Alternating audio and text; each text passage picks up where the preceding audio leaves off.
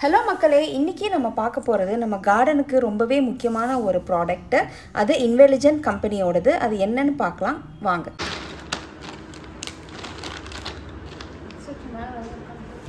நம்ம சொன்ன product garden ட்ரெல்லிஸ்ன்னு சொல்லுவாங்க.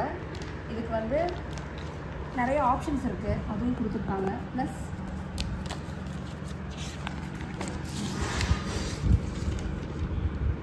இந்த ப்ராடக்ட்டை நம்மக்கிட்ட வந்திருக்க ப்ராடக்ட்டை எப்படி அசம்பிள் பண்ணுறதுன்னு இன்ஸ்ட்ரக்ஷன்ஸ் இருக்குது. இதை பார்த்து நம்ம இப்போ அசம்பிள் பண்ண போகிறோம். இது பேர் ஸ்டேக்ஸு 4 கொடுத்துருக்காங்க. இதுதான் வந்து மண்ணில் வந்து நம்ம இன்சர்ட் பண்ண போகிறோம். ஸோ இது மண்ணுக்குள்ளே போட்டோன்னா நல்லா ஸ்ட்ராங்காக நினைக்கும். இதுக்கு மேலே மற்ற பைப்பெல்லாம் நம்ம யூஸ் பண்ண போகிறோம். இது வந்து டீ ஜாயிண்ட், டீ ஷேப்பில் இருக்கிறதுனால டீ ஜாயிண்ட். அது வந்து 4 இருக்குது. ப்ராடக்ட்ஸை முதல்ல எப்போவே பார்த்தோன்னா எடுத்து வச்சுட்டோன்னா நமக்கு அசம்பிள் பண்ணுறதுக்கு ஈஸியாக இருக்குது. இது வந்து எல்போ ஜாயிண்ட்ஸ், எல்போ ஜாயிண்ட்ஸ் 4 இருக்குது.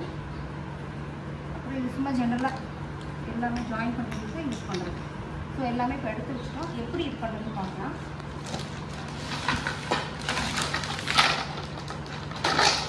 இது பிவிசி பைப்பு எல்லாமே ஒரே சைஸில் இருக்குது. ஸோ இதை நம்ம வந்து ஃபிக்ஸ் பண்ணுறதுக்கு ஈஸியாக இருக்கும். இது வேணும்னா நம்ம கனெக்ட் பண்ணி லாங்கராக பண்ணிக்கலாம், இல்லைனா இது 2 ஃபீட்டை மட்டுமே யூஸ் பண்ணிக்கலாம். பட் நம்ம இன்றைக்கி வந்து கனெக்ஷன் பண்ணி பெருசாக தான் பண்ண போகிறோம். ஜாயின் பண்ணுறதுக்கு ரொம்ப ஸ்டர்டியாக இருக்குது, அதே நேரத்தில் லைட் வெயிட்டாகவும் இருக்குது.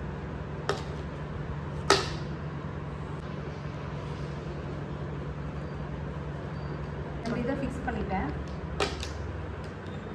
இதுதான் எல்போ ஜாயிண்ட்ஸ். இதுக்கு 3 ஹோல்ஸ் கொடுத்துருக்காங்க. ஸோ 3 சைட்ஸில் இந்த டியூபை நம்ம ஃபிக்ஸ் பண்ண முடியும். ஸோ ஒரு சைடு ஃபிக்ஸ் பண்ணிட்டு அடுத்த 2 சைடு ஃபிக்ஸ் பண்ணிக்கலாம்.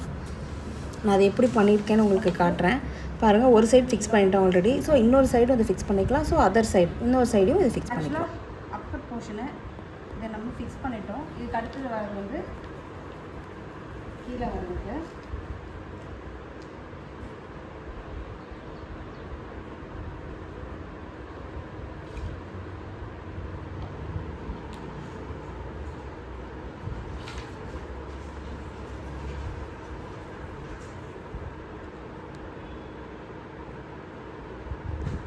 ஸ்டர்டியாக இருக்கிறதுக்கு நடுவில் ஒரு இது கொடுத்துருக்காங்க.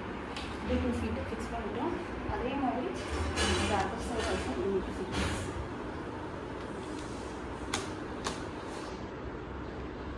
ஸோ ஆக்சுவலி பார்த்தீங்கன்னா இந்த ஸ்டேக்ஸையும் இந்த ஜாயிண்ட்டையும் ஃபிக்ஸ் பண்ணால் தான் கீழே ஃபிக்ஸ் பண்ண முடியும். ஸோ அது ஸ்க்ரூ மாதிரி கொடுத்துருக்காங்க. நல்லாவே ஸ்க்ரூ பண்ணிக்கலாம், ஸ்ட்ராங்காக நிற்கும். ஸோ இது மாதிரி 4 இது இருக்குது, 4த்தையும் ஃபிக்ஸ் பண்ணிக்கோங்க. 4 சைடு இது ஃபிக்ஸ் பண்ணணும்.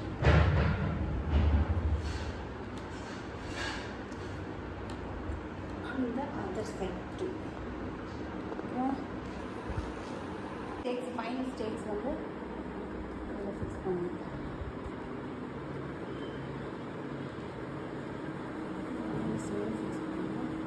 டைட் பண்ணிக்கோங்க, டைட்டாக இல்லைன்னா. ஸோ இது பார்த்தா கன்ஃபியூஷனாக இருக்கும். இது எப்படி நான் காட்டுறேன் பாருங்கள்.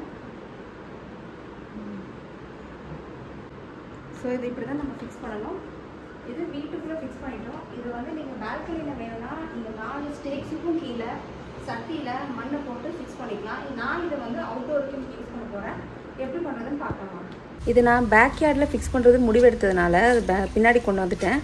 ஆனால் என்ன பிரச்சனைன்னு பார்த்தீங்கன்னா மண் ரொம்பவே இங்கே இறுகி போயிருந்துச்சு. அதனால் இந்த ஸ்டேக்ஸை வந்து உள்ளார குத்துறது ரொம்ப கஷ்டமான விஷயமா இருந்தது.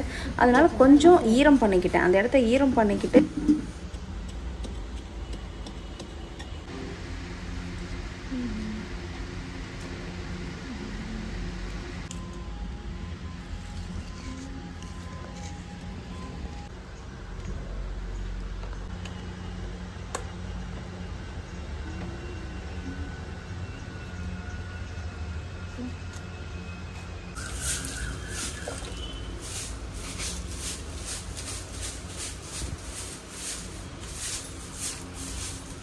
போட்டுக்கோ. இது வந்து க்ரீப்பரு, இதையும் வச்சுட்டு இன்னும் 2 செட்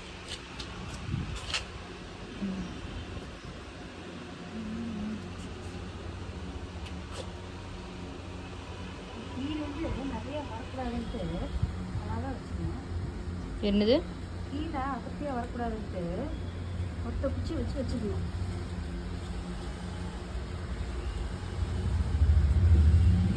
இந்த 2 செடி வச்சுக்கலாம். நீங்கள் எடுத்து வச்சுக்கோங்க. இல்லைல்ல உனக்கு சொட்டு சொட்டா வராது ஜில்லு, பட் எனக்கு வேர்க்குது.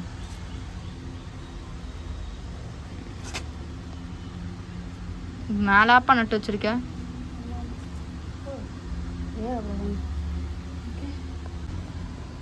சென்டரில்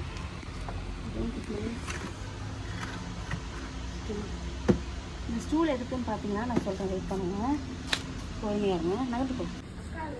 அக்கா தெரிலடா. அக்கா ஃபோனில் ஹாட்ஸ்பாட் கொடுப்பா.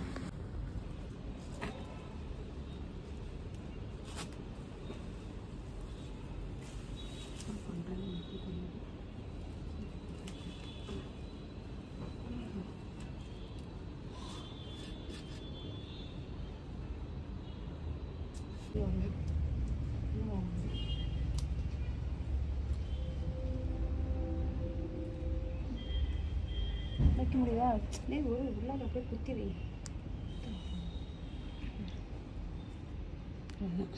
உடையுது டுக்கு டுக்கு. உடைஞ்சா பரவாயில்ல. இது வந்து